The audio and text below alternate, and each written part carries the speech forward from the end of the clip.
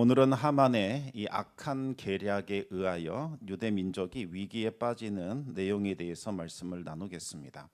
오늘 본문에 갑자기 하만이라는 새로운 인물이 등장합니다. 하만은 매우 높은 권세를 가진 권력자입니다. 하만은 정직하고 충성된 사람이 아니라 아첨과 권모술수에 능한 사람입니다.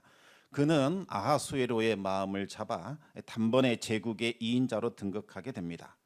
하만이 갑자기 이 권세자로 등극하는 내용을 보면 마음이 불편하고 뭔가 씁쓸합니다. 왜 그럴까요? 내용의 흐름상 높은 자리를 차지해야 할 사람은 권모술수를 펼치는 하만이 아니라 충성된 사람 모르드게가 마땅하기 때문입니다. 에스더 2장 마지막 부분에 어떤 사건이 있었습니까? 모르드게의 큰 활약이 등장하고 있습니다. 모르드게는 페르시아 정부의 하위 관리였는데 두 명의 내시가 왕을 암살하려고 한다는 음모를 듣고 왕에게 보고했습니다. 당시 왕의 절대적인 신뢰를 받고 있었던 두 명의 내시가 아하수에로 왕에게 원한을 품었고 그를 죽일 음모를 세운 겁니다.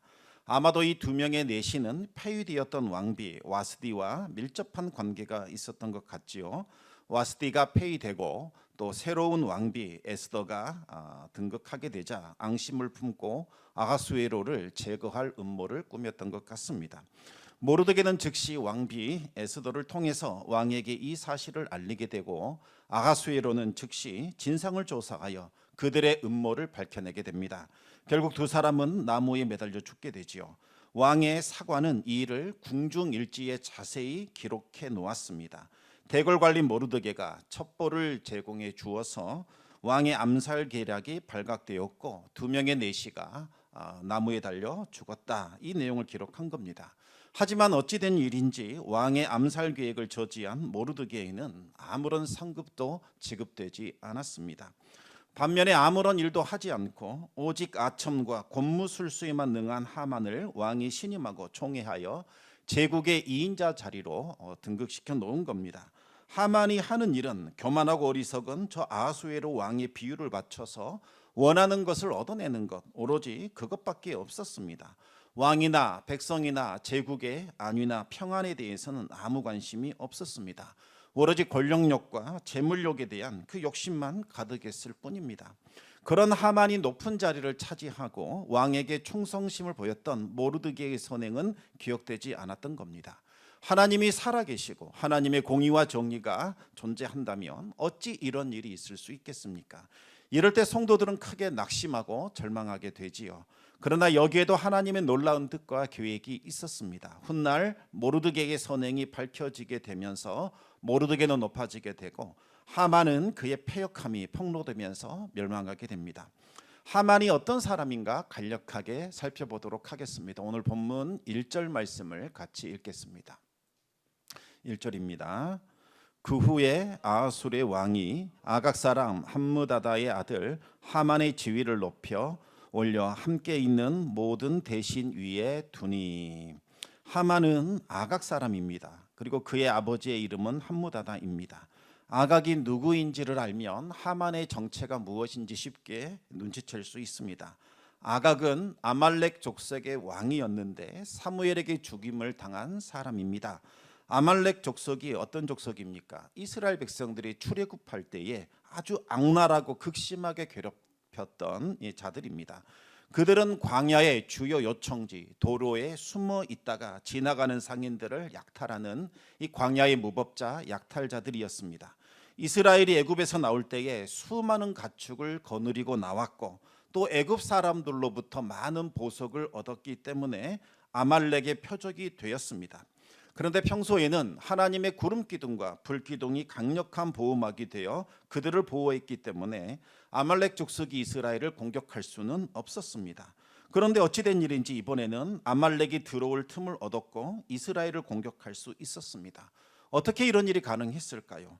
이스라엘이 르비딤이라는 곳에 도착했을 때에 물이 보이지 않았습니다. 그래서 모세를 원망했습니다. 우리를 죽이려고 이곳으로 인도해 냈느냐? 이제 우리 목말라 죽으라는 소리냐? 불평하고 원망했습니다. 하나님은 모세에게 지팡이로 반석을 치라.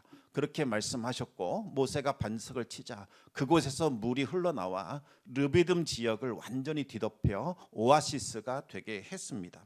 모세는 이 르비딤의 이름을 마사와 무리바 이렇게 불렀습니다. 마사라는 말은 시험이라는 뜻이고 무리바라는 뜻은 다툼이라는 뜻입니다.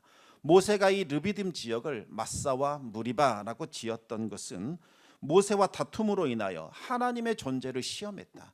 이스라엘이 하나님이 살아계시느냐 살아계시지 않느냐 시험했다는 겁니다.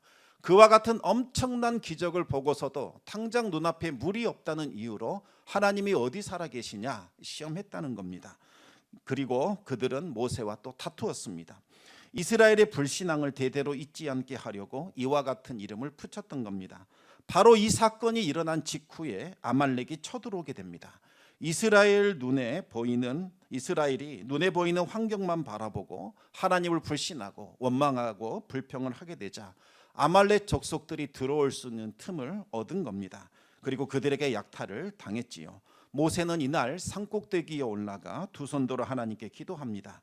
그리고 여호수아는 백성들을 이끌고 나가 아말렉 족속들과 싸우게 되지요. 모세가 손을 들면 이스라엘 백성들이 이기고 모세가 손을 내리면 아말렉이 이기는 희한한 일이 벌어지게 됩니다.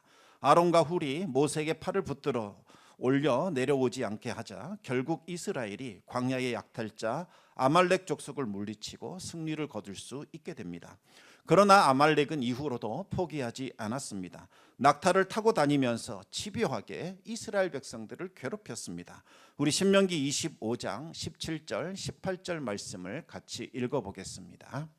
너희는 애굽에서 나오는 길에 아말렉이 내게 행한 일을 기억하라.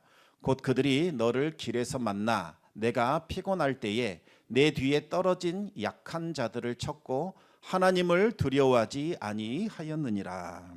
아말렉 족속이 르비딤 전투에서 패배한 이후로는 정면 승부를 하지 않고 피곤하여 뒤처진 사람들, 어린이와 여인들과 노인들과 같이 약한 사람들을 계속해서 공격했습니다. 이스라엘 백성들은 아말렉 때문에 많은 괴로움을 겪어야만 했습니다.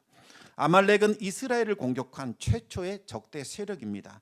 하나님은 훗날 이스라엘을 통해 반드시 아말렉을 멸절시킬 것이라고 선언을 하셨습니다.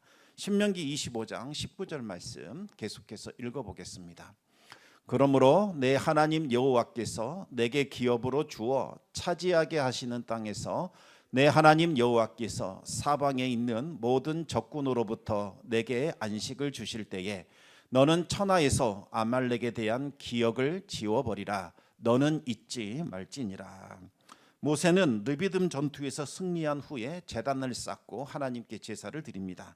그리고 그 쌓아놓은 제단을 여호와 니시라고 불렀지요. 니시는 깃발이란 뜻입니다. 하나님이 우리의 깃발이십니다. 이렇게 고백을 한 겁니다. 깃발이 휘날리고 있는 것은 총사령관이 지금 이 진영에 들어와 있다라는 것을 의미하지요.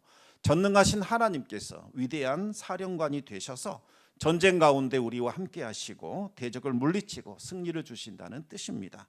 그로부터 400년의 세월이 흐르게 됩니다. 그리고 베냐민 지파 출신의 사울이 이스라엘의 초대 왕이 됩니다. 하나님은 때가 되었으니 사울에게 아말렉 족속을 쳐서 진멸하라라는 명령을 내리십니다. 사울은 하나님의 도우심으로 아말렉 족속과 싸워 이길 수 있었고 아말렉의 왕 아각을 사로잡게 됩니다.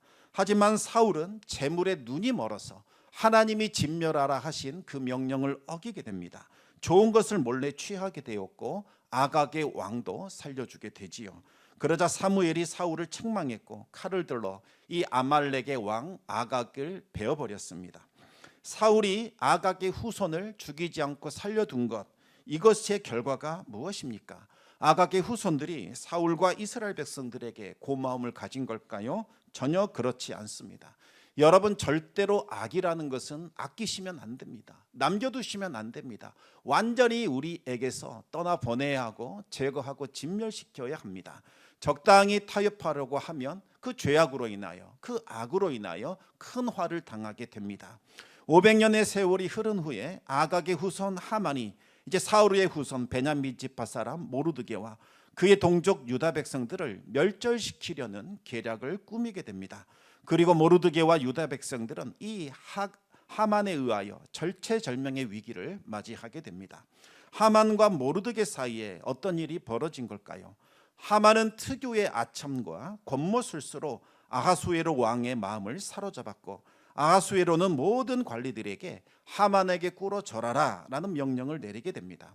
원래 페르시아는 높은 관리들에게는 경의를 표하는 것이 보편적인 관습이었습니다.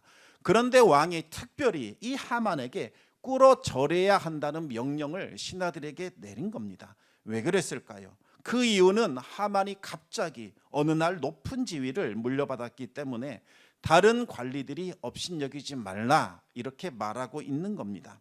아하수에로가 얼마나 하만을 사랑하고 특별하게 여겼는지를 알 수 있습니다. 그런데 문제는 도를 넘어섰다는 겁니다. 꿇어 절하라는 것은 코가 땅에 닿을 정도로 납작하게 엎드려 절하라는 말입니다. 이것은 신에게 종교적인 경배를 드릴 때 그때 하는 행동입니다.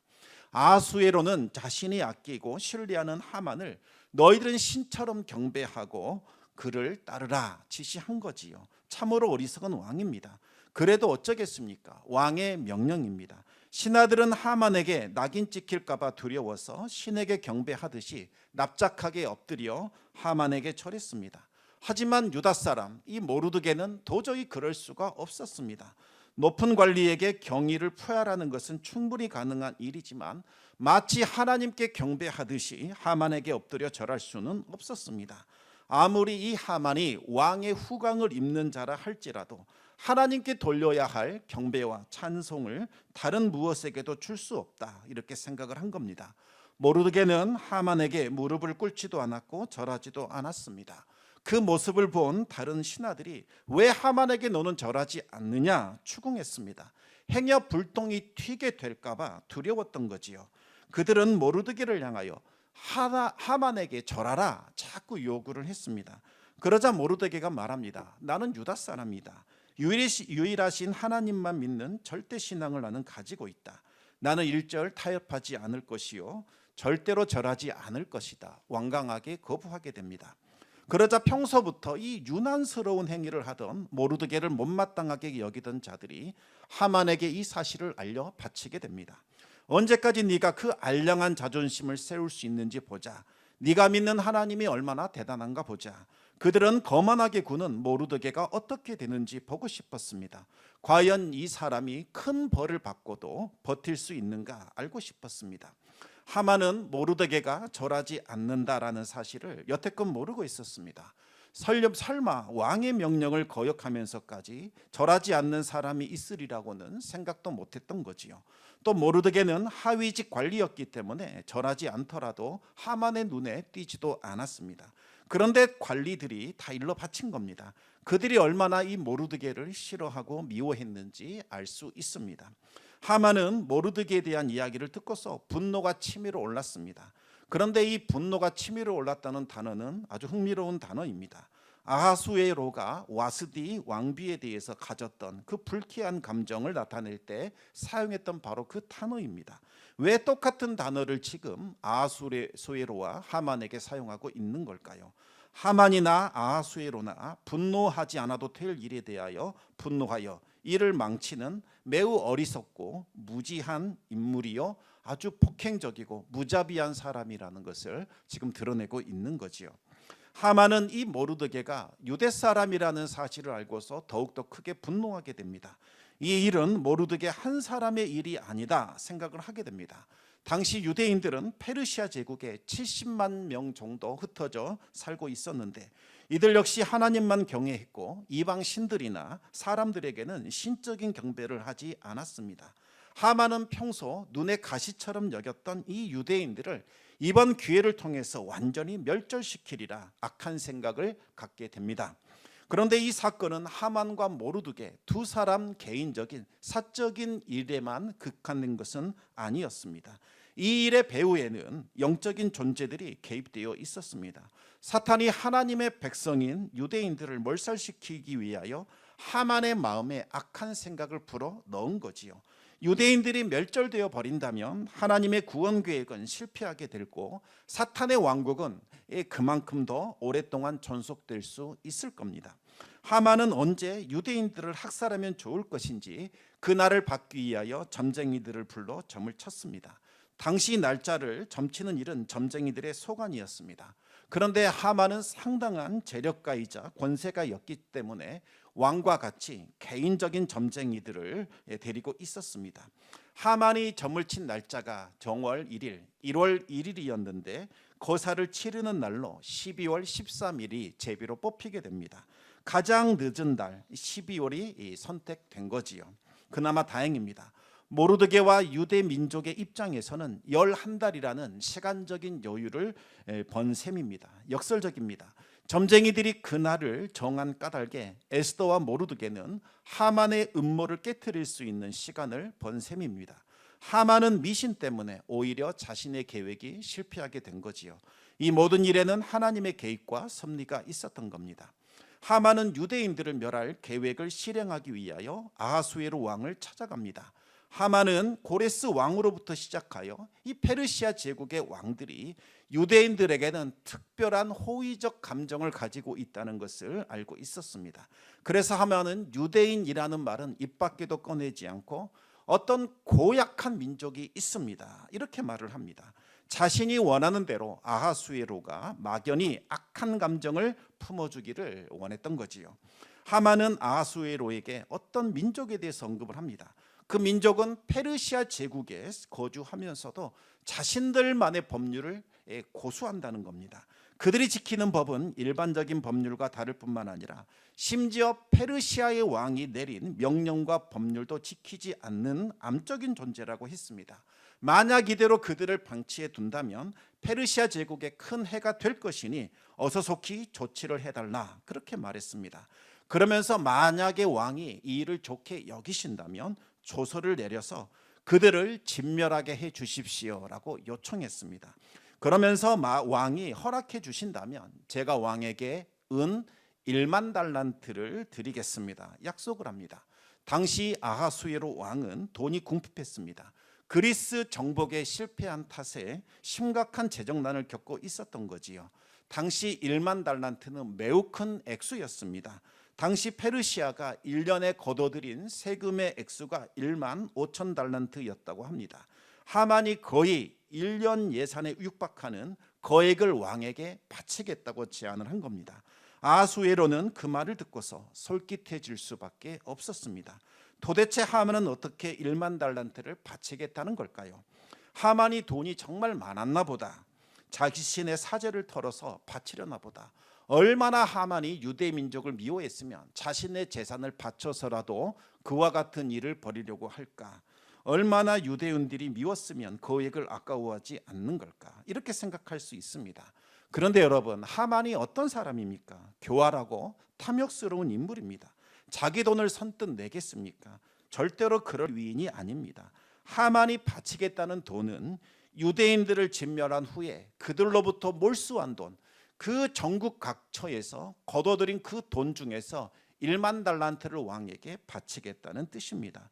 조서를 보면 모든 유대인들, 젊은이, 늙은이, 어린이, 여인들을 막론하고 죽이고 도륙하고 진멸하고 또 그 재산을 탈취하라는 내용이 기록되어 있습니다. 우리 13절 말씀을 한번 읽어보겠습니다. 이에 그 조서를 역졸에게 맡겨 왕의 각 지방에 보내니 12째 달 곧 아달월 13일 하루 동안에 모든 유다인을 젊은이, 늙은이, 어린이, 여인들을 막론하고 죽이고 도륙하고 진멸하고 또 그 재산을 탈취하라 하였고, 아하수에로 입장에서는 손해볼 일이 없지요. 오히려 이득입니다. 당시 제국의 관례에 따르면 왕의 통치 아래에 있는 백성들로부터 몰수한 재산, 주인을 잃어버린 재산은 왕의 소유가 되었습니다. 아하수에로는 탐욕에 눈이 멀어서 자세한 사항을 확인해 보지도 않고 하만에게 이 무시무시한, 이 절대로 돌이킬 수 없는 엄청난 일을 행할 수 있는 일체의 권리를 다 위임해 버립니다. 아하수에로는 인장 반지를 빼어 하만에게 건네주게 됩니다. 유대인들을 학살할 수 있는 전권을 내어준 겁니다. 아하수에로가 얼마나 어리석고 탐욕스럽고 즉흥적인 인간인지 그 됨됨이를 알 수 있는 대목입니다. 하만이 말한 그 민족이 누구인지, 정말 그들이 페르시아의 법도를 지키지 않고 자신의 법을 고집하는지, 그들을 멸절시키는 것이 진정으로 페르시아 제국을 위한 것인지 제대로 확인해 보지도 않았습니다. 그저 돈에 눈이 멀어서 하만의 말만 듣고 이와 같은 대학살을 허락하게 된 겁니다. 이와 같은 모습이 어찌 대제국을 통치하는 왕의 모습이라 할 수 있겠습니까? 하만은 아하수에로부터 모든 권한을 위임받아 유대인 학살을 위한 준비 작업을 펼치기 시작합니다. 하만은 1월 13일 왕의 서기관들을 소집하게 됩니다. 서기관들이 하만에 불러준 대로 각 지방의 글과 각 민족의 말로 조서를 만들어내기 시작합니다. 아하수에로 왕의 이름으로 조서를 완성한 후에는 왕의 인장 반지로 도장을 찍었습니다. 한번 인장 도장이 찍히게 되면 왕이라도 그 내용을 바꿀 수 없게 됩니다. 절대적인 효력이 나타나게 됩니다. 조서의 내용은 12월 13일 하루 동안 유다 사람들을 남녀노소 가릴 것 없이 모두 죽이고 도륙하고 진멸하라, 그들의 재산을 빼앗으라라는 것이었습니다. 아하수에로는 전혀 이 내용에 대해서 알지 못하는 상황입니다. 그런데 작성된 조서는 각 지방의 총독들과 귀족들에게 전달이 되었습니다. 조서가 반포되자 온 제국이 뒤숭숭해지게 됩니다. 왕궁에 있는 수산성도 어지럽기는 마찬가지였습니다. 조서를 본 유대인들은 공포심에 빠지게 되었고 극심한 심적 고통을 느끼게 됩니다. 그리고 페르시아 제국 안에는 유대인들과 결혼하여 가정을 이룬 사람들도 많았기 때문에 그들 역시 두렵기는 마찬가지였습니다. 또 유대인들과는 아무 관계없는 페르시아 백성들, 다른 민족들도 크게 근심하게 됩니다. 왜 이 유대인들을 멸절하라고 하는지, 이들이 도대체 어떤 잘못을 저질렀는지 그에 대한 내용은 전혀 없었습니다. 그저 12월 13일 유대인들을 도륙하라, 이 내용밖에 없었던 거지요. 이번에는 유대인들이 멸절당하게 됩니다. 하지만 앞으로 누가 어떤 이유로 멸절을 당하게 될지 알 수 없는 일입니다. 왕의 기분에 따라 한 민족이 살육되는 일은 앞으로도 얼마든지 일어날 수 있는 일이 되어버렸습니다. 처음 한 번이 어렵지 한 번 시행되면 두 번, 세 번은 그리 어렵지 않습니다. 앞으로 이제 왕의 기분에 따라 멸절되는 일은 제국의 관례가 될 수도 있다는 겁니다. 온 백성이 이 사실 앞에 두려워 떨게 됩니다. 그런데 정작 왕과 하만은 함께 앉아 술잔을 기울이며 먹고 마시고 즐기고 있었습니다. 백성들의 불안과 두려움에는 아무런 관심이 없었습니다. 오로지 자신들의 탐욕과 권력욕에만 관심이 있을 뿐입니다. 왕과 이 하만이 얼마나 어리석고 포악한 자들인지 알 수 있는 대목입니다. 우리는 이 아하수에로와 하만의 모습을 보면서 자격 없는 사람이 나라를 통치하는 것, 어떤 비극이 일어날 수 있는가를 알게 됩니다. 그 끝은 불안과 두려움과 멸망입니다. 진리를 따르지 않고 육체의 욕심을 따르게 되면 멸망에 이르게 됩니다. 화려하고 좋아 보일 수 있지만 그 결과는 두려움과 곤고함과 패망이라는 겁니다. 이제 말씀을 맺겠습니다. 모르드게는 하나님의 백성된 자로서 부당한 지시를 따르지 않았습니다. 혹독한 대가를 치르게 될 것이라고 짐작했지만 그렇다고 해서 적당히 눈 감아주거나 타협할 수는 없었습니다. 자신의 신앙이 그것을 허락하지 않았기 때문입니다. 모르드게는 어떤 결과를 맞이하든지 간에 굳건한 신앙을 지키겠노라 다짐했습니다. 그런데 사탄은 신앙으로 살아가는 사람을 가만히 내버려 두지 않습니다. 할 수 있는 모든 수단과 방법을 동원하여 그를 넘어뜨리려고 합니다.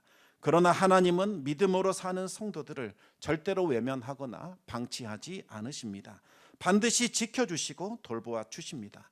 극심한 환난에서 건져내 주시고 깊은 수렁에서 끌어올려 주십니다. 요셉이 그랬고 다윗이 그랬고 다니엘이 그랬습니다. 하나님은 반드시 대적들을 물리쳐 주실 것이요 멸하실 것입니다. 따라서 우리는 힘들고 어려운 상황을 맞이한다 할지라도 하나님의 살아계심을 믿고 오직 하나님께만 소망을 두어야 합니다. 원수보다 더 강한 하나님께서 반드시 구원하시고 우리로 하여금 새 노래를 부르게 하실 것입니다. 이 시간이 하나님을 기억하면서 우리 같이 찬송 한 곡 부르기를 원합니다. 하나님의 음성을 듣고자 기도하면 시편 40편 말씀이지요. 이 찬양의 고백을 우리의 고백으로 드리면서 이 시간 하나님 앞에 찬송 드리겠습니다.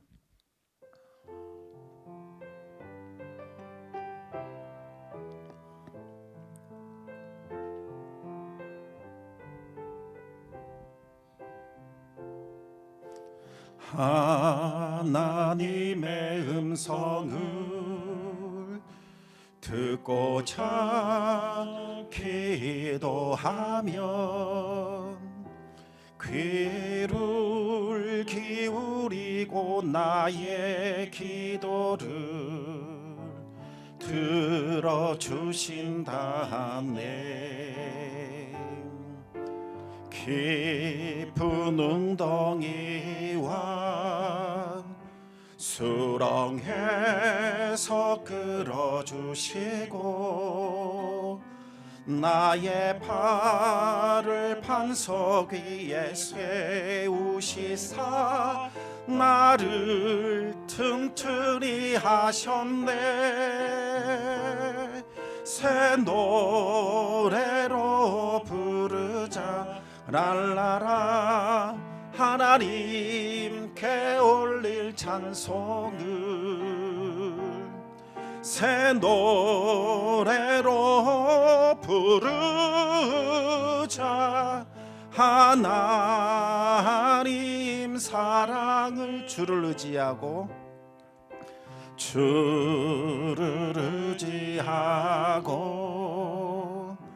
교만하지 않으면 거짓에 치우치지 아니하면 복이 있으리라. 여호와 나의 주는 크신 권능의 주라. 그의 크신 권능으로 우리들을 사랑하여 주시네. 새 노래로 부르자 랄라라. 하나님께 올릴 찬송을 새 노래로 부르자. 하나님 사랑을 새 노래로 부르자 랄라라. 하나님께 올릴 찬송을 새 노래로 부르자. 하나님 사랑을. 아멘. 이 시간 말씀 기억하면서 또 우리가 불렀던 찬송 기억하면서 기도하기를 원합니다. 깊은 수렁과 웅덩이에 빠져 있을지라도 우리는 하나님을 찬양하며 경배할 수 있습니다.